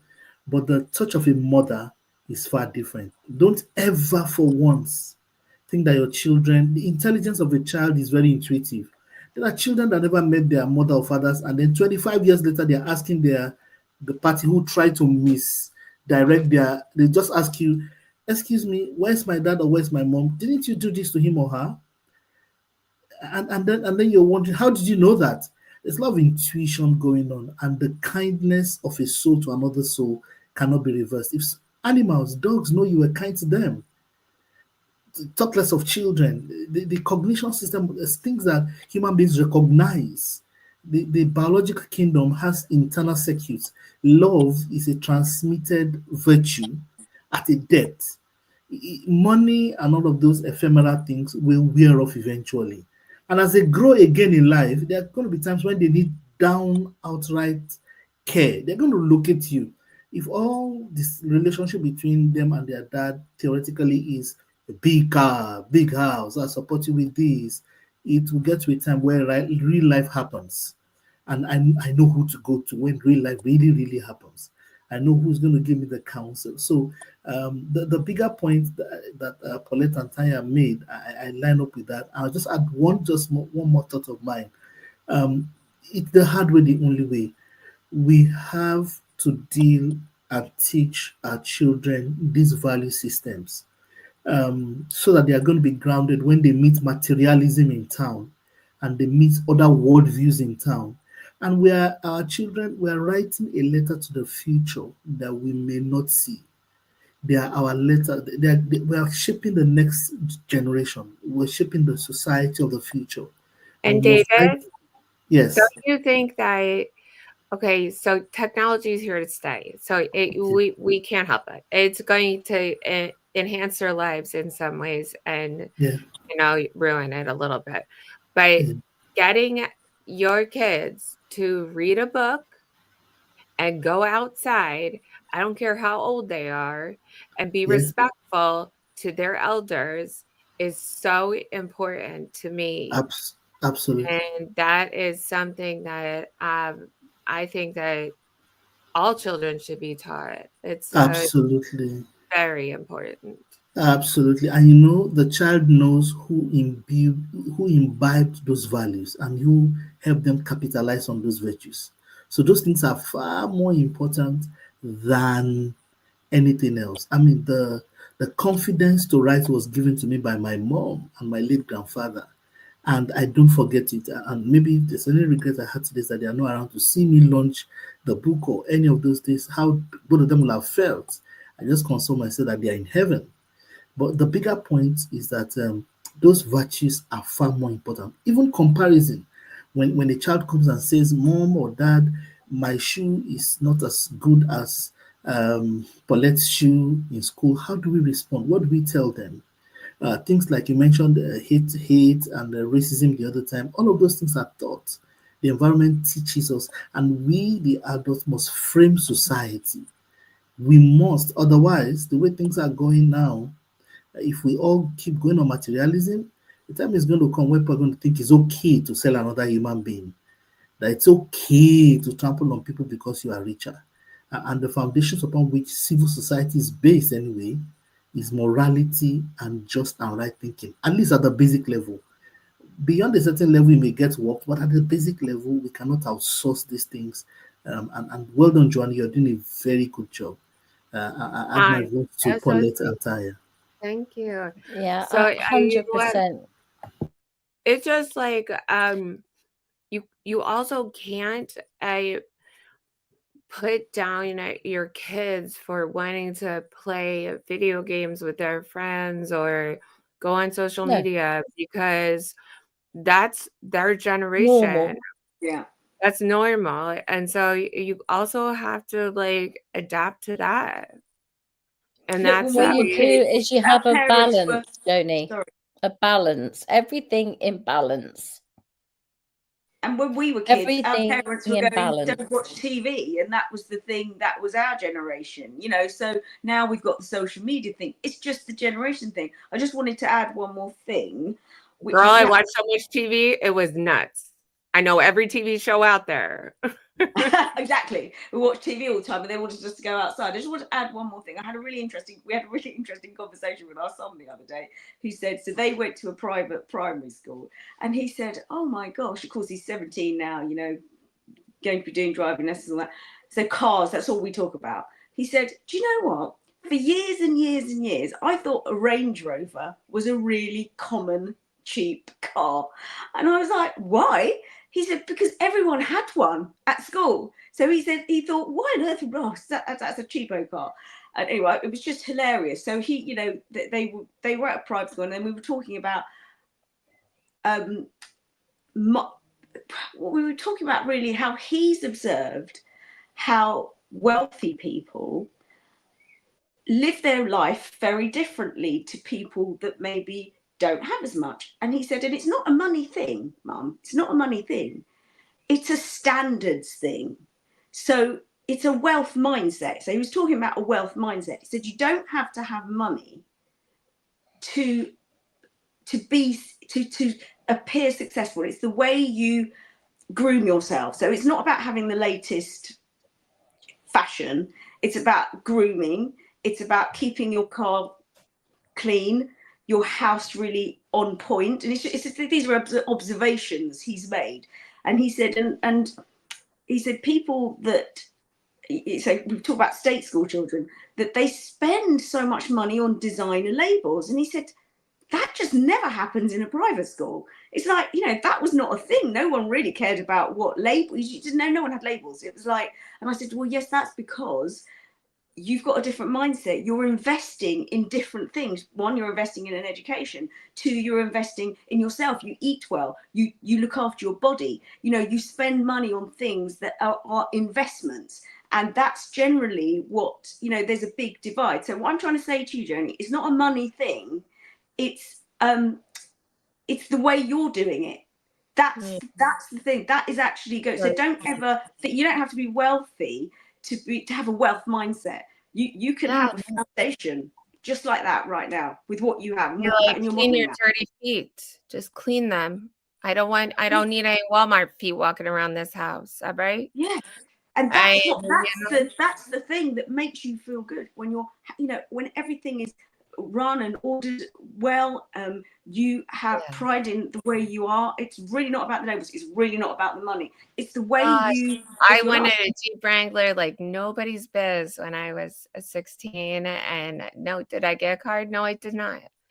And then they did, or I think they got a card from like my grandma that was like an old Toyota Corolla. It was old. And then my best friend, she had a car from her grandma. It was a Cadillac. And it was just the funniest thing because we parked next to each other at school because it was just Range Rover, Range Rover, Range Rover, Jeep Wrangler, Jeep Wrangler, Jeep Wrangler, Jeep Wrangler. And we were like, we're going to let our oil leaking cars out here in the corner. And guess who were the two coolest girls in school? I mean, us bitches. So anyways, you just have to have that mindset, which you're so right. And yeah, I hope I'm doing that for my kids. I think you're doing a great job. I think you're modeling a great job because what I can hear is the relationship that they have with your ex-husband it's a transactional love of money, and children work that out. Love isn't transactional. You know, there's a foundation to it, and buying children is transactional. 100%. And also, you know, that living abundantly isn't a great way for modeling anything. So if you do anything in an abundant way, so that you're doing it to excess, you are going to cause an imbalance.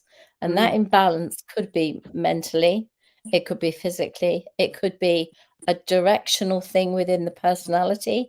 So you become, I want more. Yeah. So you can create a greedy person, you can create an unpleasant person, you can create somebody who only seeks friendships with people of the right stature, the same level of monetary wealth as them. They will see themselves in a very different way, and that is ugly. And I'm saying it here and now. That is ugly, and nobody wants that. What we want are people who are going out into society with a strong moral compass, somebody who has a good understanding of what is right and what is wrong, and somebody who is going to stand by and support a friend and not walk away when there's a problem, and somebody who is going to be able to understand that when the poo hits the fan, okay, who do I call?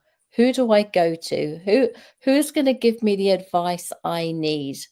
And that insight is going to be the parent that's always been there, always been in their corner, always been their support system, always been the one who directs them in the right way. And Joni, that's who you are. And that's, I mean, we're using you as an example, but honestly, believe me, you are one of a million that this is happening to. It's really a nut situation, but if they get in jail, they might call their dad. He has more money, bail them out. Yeah, but if they went to jail, you haven't done a good job. And you know that, and I know that isn't going to happen. Because you have done a good job. I know you're doing your humor thing, but joking aside, yeah, that's about the only time they need to call him, right? Well, or if they you need are a doing a solicitor. really good job as a wife. And I know Tanya is doing a really good job as a wife. You have to ask Dave. And well, I think there's another answer there as well. I'm sure that you did a really good job as a wife too, but when you're married to a narcissist, it would be very difficult to be married to someone like that. That's an impossible. It's a one-sided marriage, because I'll tell you now, the person they were in love with was themselves. In the bedroom, so.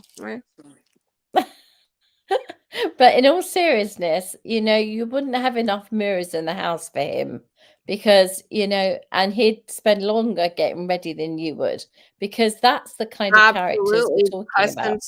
Custom shoes, mirrors like over the bed. Oh my gosh. Exactly. So we're talking about making sure. Did he ever ask to get the right? So he got the right light on him. Just take a picture of me in this light. I can just imagine it. But he would do that. And I was pretty sure he was, not into me. But I plan a dinner party, have friends over. I clean up the whole thing. And then he would make fun of me because he'd be like, "Oh, Joni thinks she reads, but she actually uses Audible." And I was like, "What?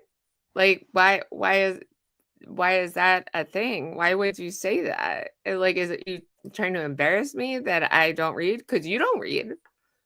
But it's just those little mean digs, digs that you're just please, come on. I mean, I'll tell you, very, very. Have you heard of the 3 Degrees? Has anyone heard of a group called the 3 Degrees?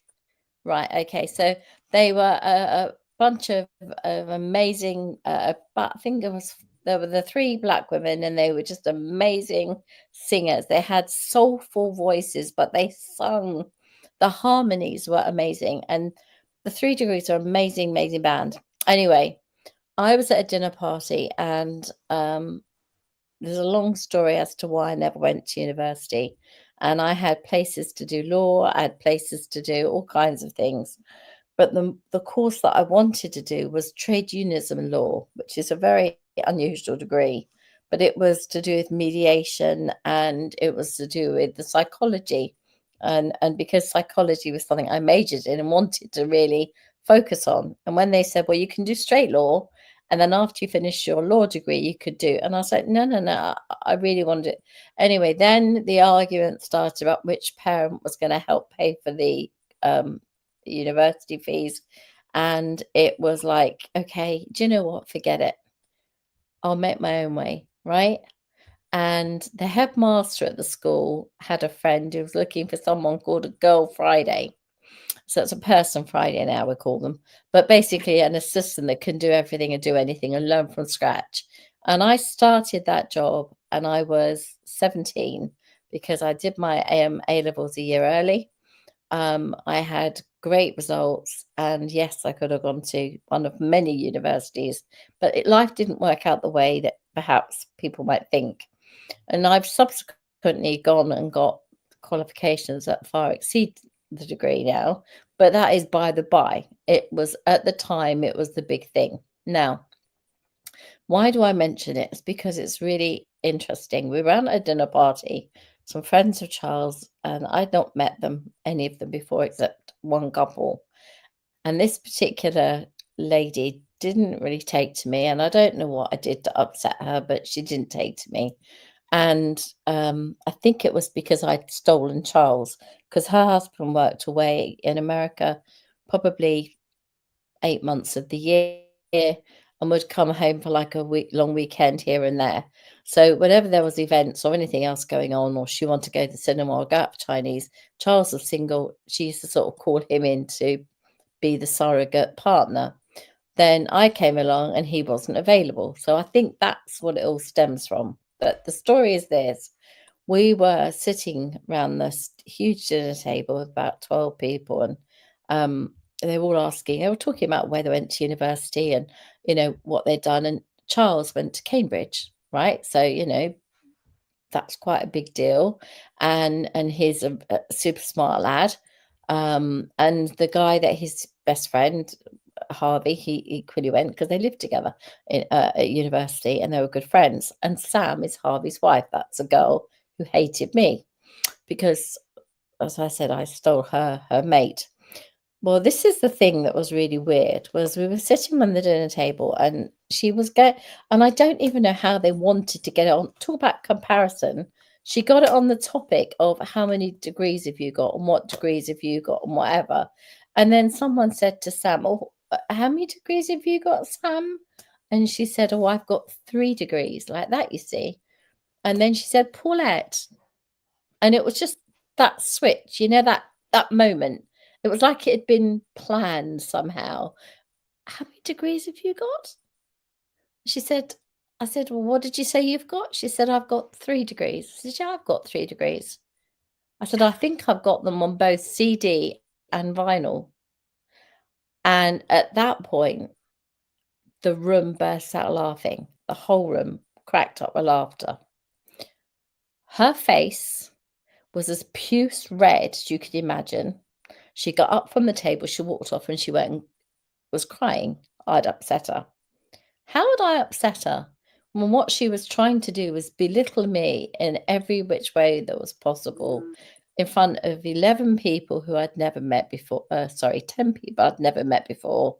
And why would she do that to someone, right? Talk about comparison. Now, that is pure evilness. That is pure nastiness. Now, that does come out in people. Now, why did that come out? Something had gone on. And I was thinking it's got to be before Charles for it to be that mean. And Charles said to me, she didn't have a very good home life. She was really this, that, and the other. And, the reason she kept being at university is because she didn't want to be at home. So she kept doing more and more studying, more degrees. So when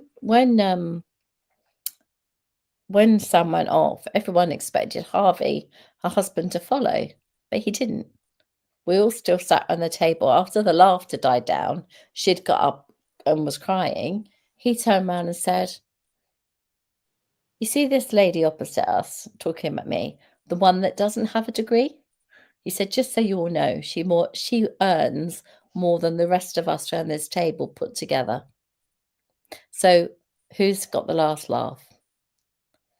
And everyone went silence, right? And then he got up and went off to see to his wife. And I was thinking, I want to just leave. Please, can we leave? This is too awkward. It was the millennium. We were supposed to be going into London to watch the fireworks. I was just like, every piece of me said, get out. Just get out. I don't want to be here. I don't have to be here. I've got real nice friends that would love to spend the evening with me.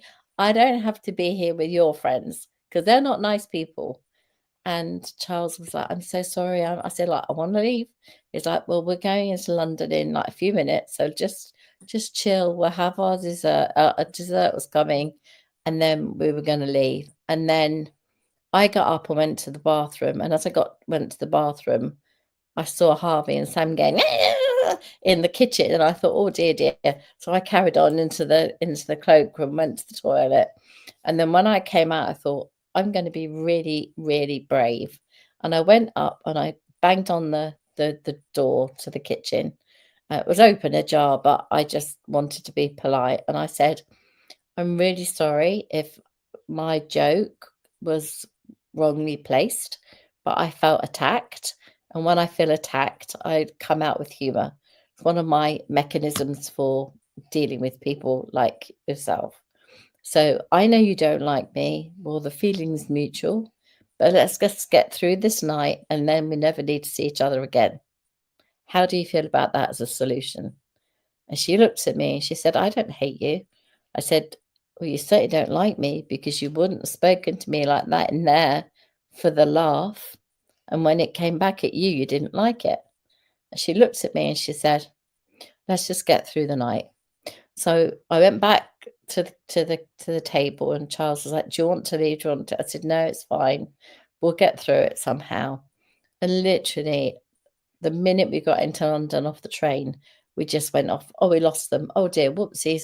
And we went off on our own. We went down to find a different spot to watch the lights.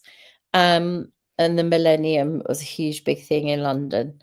And this is where comparison becomes evil. And that was meant to hurt. And I'm an adult. And I've been through enough to accept that, you know, my way of dealing with some things normally is humor. I try to bring humor into everything because it takes the sting out of stuff. But that kind of pain, that really hurts, right? Deep down, it hurts. Because I was asking myself, what route would I have taken had I have gone to university? What route? I was asking myself all these questions. Where could I be now? Could I be a judge? Could I be, because I would have gone all the way. I know I would have gone all the way. And this is how I'm and this is all going on in my head, this narrative, whilst I'm out with Charles. And then later on, he said to me, what on earth was going on with you? You were so quiet. And of course, my quiet is because I'm so busy in my head. And I said to him, I was asking myself what could have been if I had gone to university. What if? And you know what he said? We'd never have met. Oh, And that was all it took. We'd never have met. that's And really I was like, oh, okay. I don't want to go. I'm really glad I didn't go to university. I found you and we found you. It was perfect. The only thing that needed to be said, right? Doesn't it just show you about love? Your life as what it should You know, that is everything that's when you meant to realize happen. it. Everything that's meant to happen is meant to happen. We have to take from Yes. it what we learn, and if we don't like that bit, choose something different. And we choose that. We Absolutely. create that. But there are things that happen that are meant to happen, I really believe, even if they're bad things, but we choose, we take the lesson from it, and then we don't need it anymore, and then we create the preferred outcome of how we want it to be. Absolutely. And that's what we teach our kids. That's how we teach our children. Our time is going. You probably got another 5 minutes before I have to turn. Right. Let's hear from Michael. Sorry. Go back to your side room. Get out. I think we've lost Michael, so we need to hear from Luz. Luz, Deborah. sorry, I thought Michael was there. Deborah, welcome. Hello. Hi, Deborah. So Sharon, we see We have you lost. What happened to Miss Ramos? Did we lose her? Yeah. Hi, Sharon. Okay. Yes. So hopefully she's all right. Let's hear from Luz, and then we can work on possibly going sometime today. My next room starts too soon. So how are you doing, Luz? Well, I'm doing well. Thank you, Annie and everyone. I will introduce myself. I'm Luz Pijpers from the Netherlands. And I want to thank Joni, Paulette, and Tanya for your great shares. And Joni, you're doing fantastic, really. And I think our children are very important for the future because they are the next generations, and educating them is very important. And keep on educating ourselves. That's important too. On the 27th of April, it's International World Earth Day, and it's about safeguarding our legacy from the earth for the next generation, because everything we do here, we buy stuff, and our behavior and everything we do can influence our earth for the next generation. So that's very important. And every day we learn. Not only our children are learning, we learn from our children, but life is a journey, and every day we learn from ourselves. And mistakes that we are made, mistakes, we learn from them. We fall and get up again, and failure is not fatal. So life is a journey, and the journey itself, it's important, and we learn from it, not only the goal and where we heading. My opinion is, we talked about money and that sort of things, but money is useful to buy things, and we can live in our houses and buy clothes and food, but happiness is in our head. And even if you have less money, you can be happy too. Because what I learned in the past, when I was young and born, we lived with six people, my mom and dad, and 3 siblings in not a big house, but we were happy, and we played outside, we go swimming, so we made it cozy, and did it with things we had, and that teach me that be happy with the small things in life, because you can dream big, but you have to make it pleasant and happy for yourself, for others, and you can do that by yourself. And not everybody is perfect, and not every day is a successful day. We are all having struggles, and sometimes a bad day that makes us human. But if we can visualize a picture of the future that is better than today, and have a positive mindset, it can make us happy. And it's not about money or things we buy, but the contacts with people, and everybody has his own story.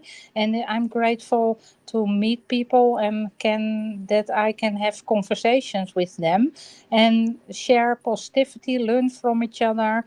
That can make us happy. Everybody has his own story, and when I hear how they do it in Africa, or with providing their own food and clean water to drink, we can all learn from each other. And I'm not taking every day for granted. Every day is a gift. So I'm very grateful to be here.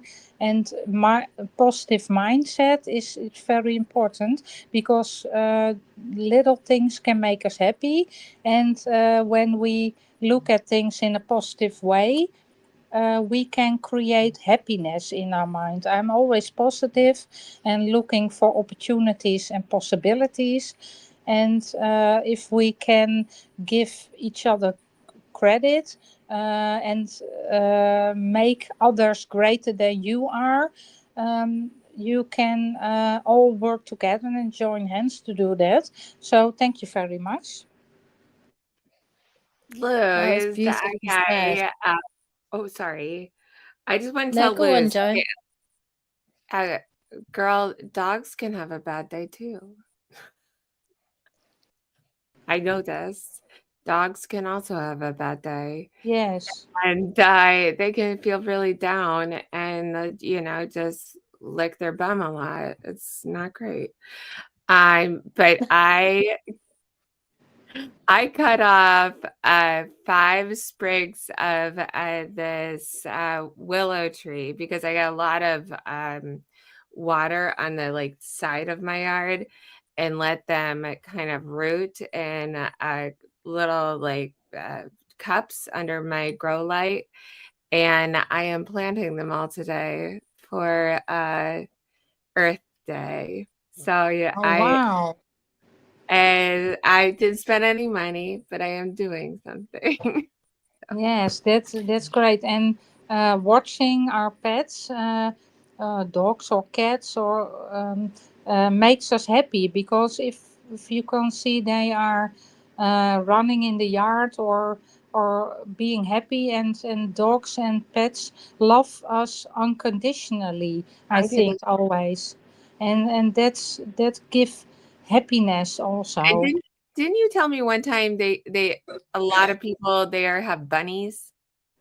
I have a bunny, and I adopted an elephant recently. Wait, what? Where is this elephant? Is Well, this also at your house? no, I wish I could have them in the backyard, but a lot of elephants are in the circus and all around the world, and they have to make tricks and entertain people, and that's not natural. So at the World Animal Organization, you for €7 a month, you can adopt an elephant, and they put them in nature with their mother, in my case, Where in and they are happy. And Thailand?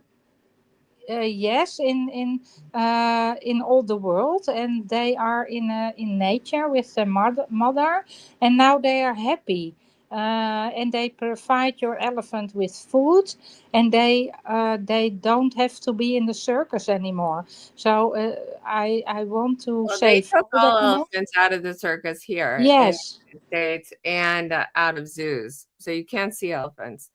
But yes, I would like an elephant in my backyard. That sounds fantastic.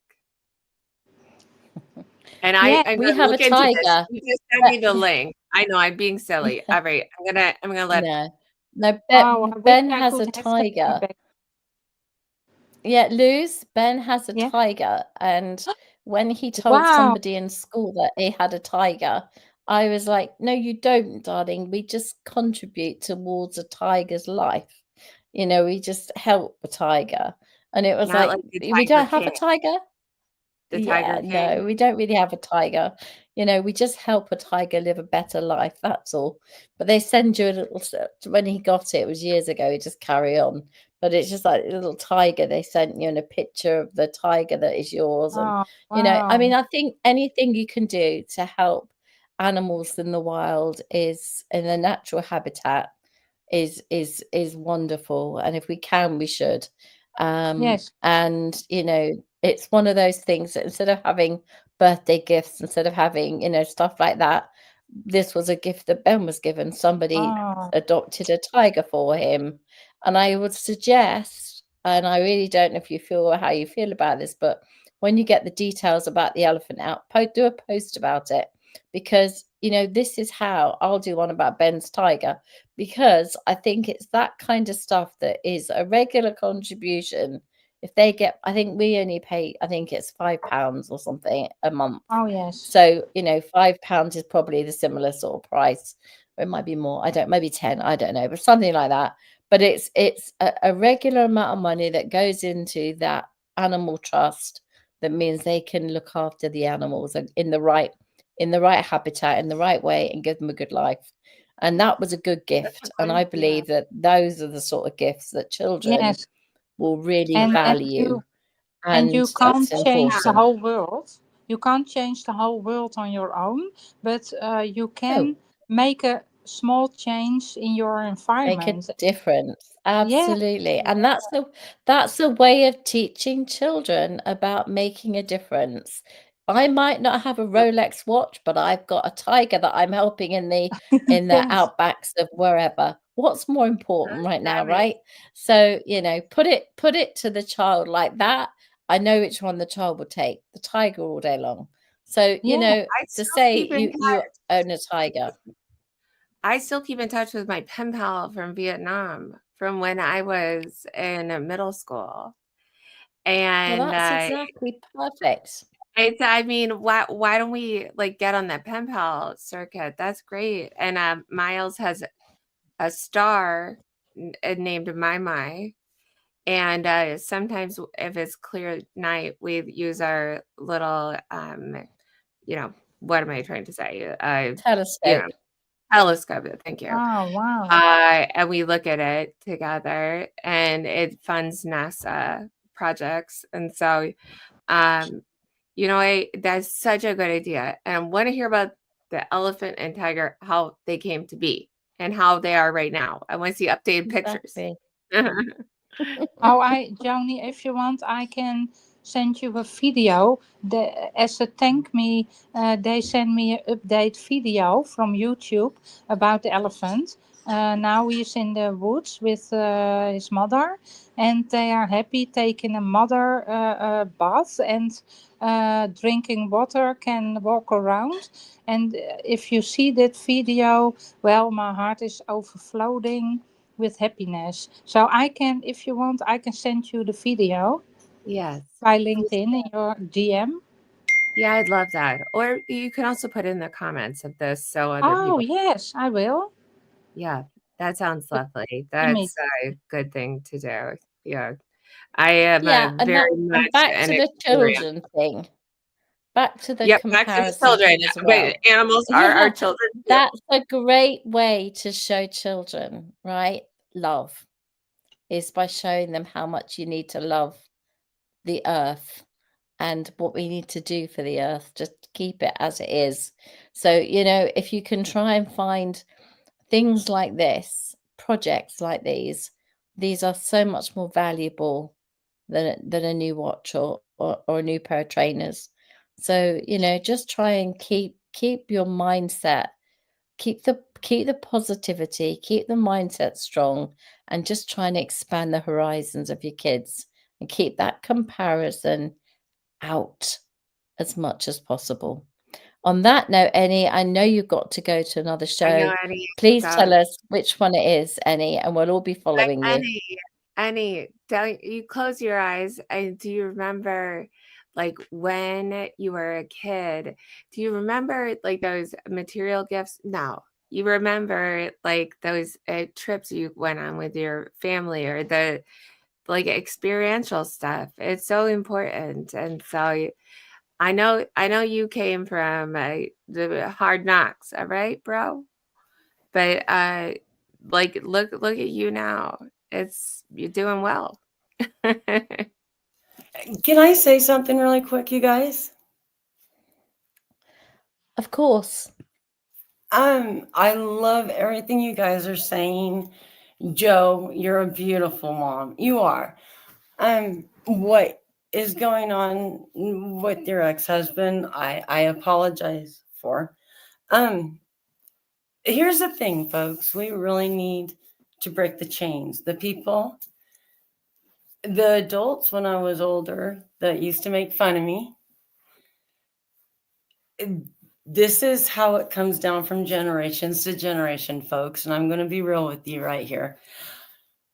The parents that when I was younger that didn't want me around their kids and talked the way they did about me and my family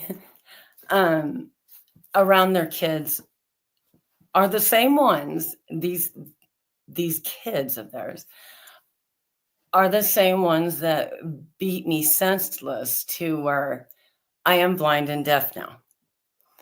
And what's sad is after it happened, and mind you, we're adults now, and then this just happened 7 years ago. One of them did commit suicide because of the issue. The other one has apologized to me, and she said, I was so angry at you because of everything I used to hear my parents say about your family. And then she realized it wasn't true. Here's the after effects, though, folks. I'm legally blind. I'm legally deaf. And we need to break these chains. We can't break it with money. Who can buy your kids the most expensive things? Because that's just going to get your kids drunk and hurt people like me. We need to start being honest with each other.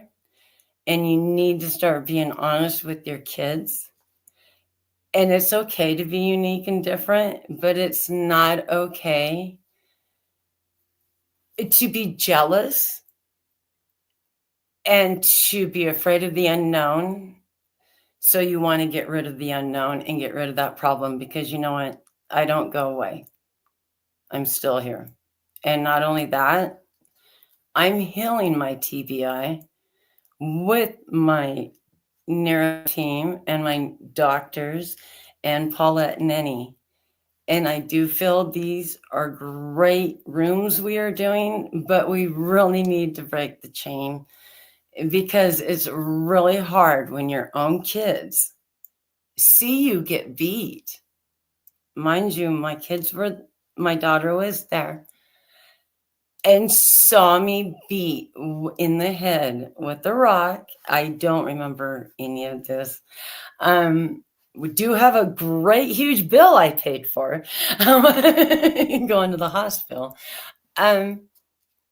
But that sticks in my daughter's mind. And now she's afraid of people. So can you see how this just keeps rolling over into our next generation? So I challenge each and every one of us today. Let's break the chain. Let's break these chains. Who cares if people are unique? Who cares if they're different? It's not up for you to judge. And that it's up to you to raise your kids right, to raise beautiful human beings that are going to go to college, like Joe's doing. Beautiful human beings like Tanya, you own your own beauty care line. How beautiful is that? You're passing it on. I don't have anything like that to pass on except this legacy right here. And that's breaking these chains here. And we're going to do it. And I think this was a beautiful discussion today. And I just want to thank everyone for being here. And I know I just sit here and sometimes I look dumb just sitting here and everything. But you know what? I'm a parent that wants to learn what everyone else is doing. So maybe a piece of that I can grab, and it might work out for me. And I think everyone should do that and quit being jealous or being scared of the unknown. Tanya's got a beautiful lotions and everything like that because she went out and did it. Joe's got an awesome, well, her dogs keeps having puppies, and then she's got her own construction company. Paulette is just a beautiful therapist, and she's helping everyone. And then you got the beautiful Annie, that's a wizard that hopefully one day will wear a tutu with a wand for us. And then you got Los that just comes on here, and Los, you make me feel so special because you're from a different country and you talk to me.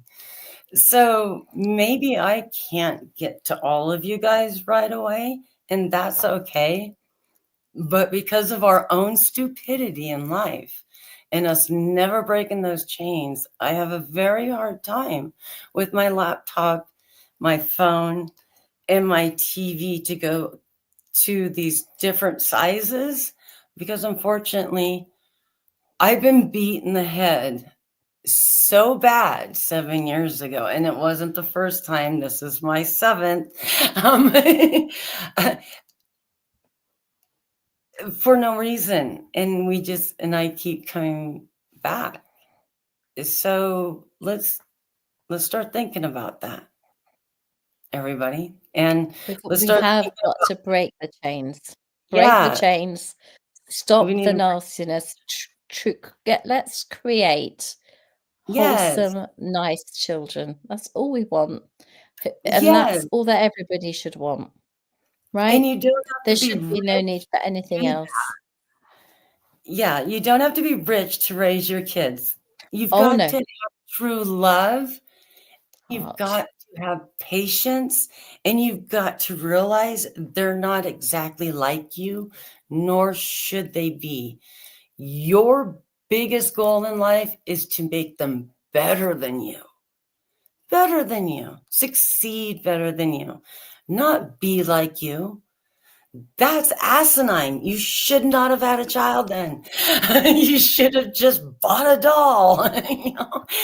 And I just want to thank everyone for being here and listening to all of us. And thank you.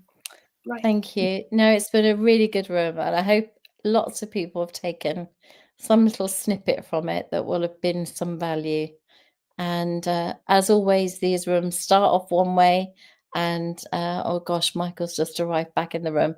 Annie, your decision. I know you need to go. What time's your next room? I can't have you join and not say something. Thank you. What do you want to share with us on the topic, Michael? Well, you guys have said a lot so far, and a whole lot. It all boils down to one thing: is character. Imbuing positive, lifelong character, going from yourself to your kings and queens. That is those that follow you, because that's all they got, and that's all they'll have of you when you leave this world. Is that character, which you embed in them, and that allows them to live and also do the same thing with their own kids from generation to generation. That's pretty much what I've got to say, because I believe that's how I'm just encompassing what you've all been talking about, and that's, to me, is what it boils down to. It's just transferring your character into those kids and children, and not just them, but everybody else who follows you and admires you and wants to be like you. They want to, so what they see of you is your character, and that's what they want to emulate and will emulate and pass on to their children. That's it. What a lovely way to finish. Perfect. You summed it up beautifully, Michael, and thank you. That's just perfect. Just pass on the best bits of you and try, as we've all said, make room for them to grow, but make sure you give them direction, support them. There's no need to bully them. There's no need to have comparison. All we need to do is just let them get in their own lane, doing their own thing, but with direction and support and love. Everybody works out. It's like people say kids should be out of their diapers by the time they're 2, right? And we've got a problem where children are going into kindergarten or nursery and they're 3.5 or 4 and they're still in their nappies. But you know what? By the time they get to school, they're all in their pants. Everybody changes. Everybody does things at their own pace. We can't make everybody be the same. Oh, everybody's got to be out of nappies by the time they're 18 months old. Never going to happen. Let's just be realistic and say everyone's different. Accept the differences. Be kind. Be nice. How hard is that? Be kind and be nice. Annie, over to you, my love.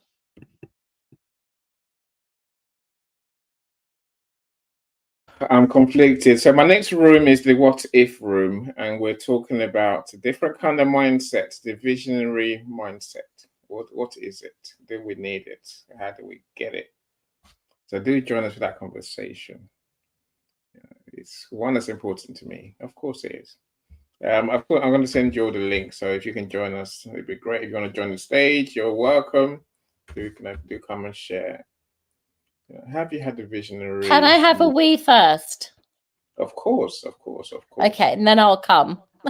See, I've just got to go. I'm more jarred that I've got a bestseller for William, but I haven't got.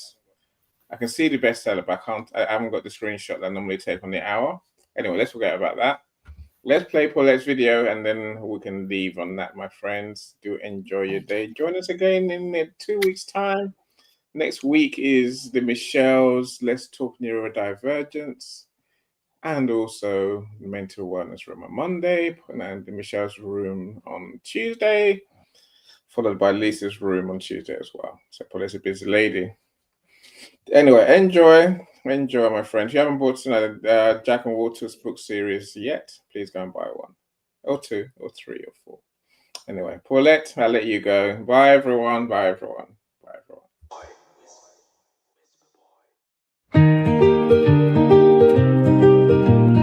I wake up to the morning light, nervous butterflies in flight. First day at school, a brand new place. Jelly belly worries I can't erase. Mom says, be brave, but I'm not sure what's behind that classroom door. Walter whispers, stand up tall. You've got this, kid, just give it your all. So I smile, I stand, I walk like I'm strong. Even though I'm wobbly, I play along. On the buddy bench, there's room for two, and maybe I'll find a friend like you. Be brave, stand tall, that's all it takes. Even a shy kid can catch a break. I sit alone, hands in my coat, holding Walter's card like a secret note. Be brave, it says, and be strong too. But my tummy's all gray, no yellow or blue. Then a boy shows up with a grin so wide, says, hi, I'm Henry, can I sit by your side? Watch it crunch and we start to joke. That's the moment the ice finally broke. So I smile, I stand, I walk like I'm strong. Even though I'm wobbly, I play along. On the buddy bench, there's room for two, and maybe I'll find a friend like you. Be brave, stand tall, that's all it takes. Even a shy kid can catch a break. It's okay to feel a little small, like a basketball player afraid to fall. Walter said, put your smile in place. Courage can show on your happy face. And step by step, I start to see I'm not so alone with Henry and me. So I smile, I stand, I walk like I'm strong. Even though I'm wobbly, I play along. On the buddy bench, there's room for two, and maybe I'll find a friend like you. Be brave, stand tall, that's all it takes. Even a shy kid can catch a break. Now I've got Henry and Walter too. Turns out being brave brings something new. First days are tough, but I made it through. And maybe the buddy bench can work for you.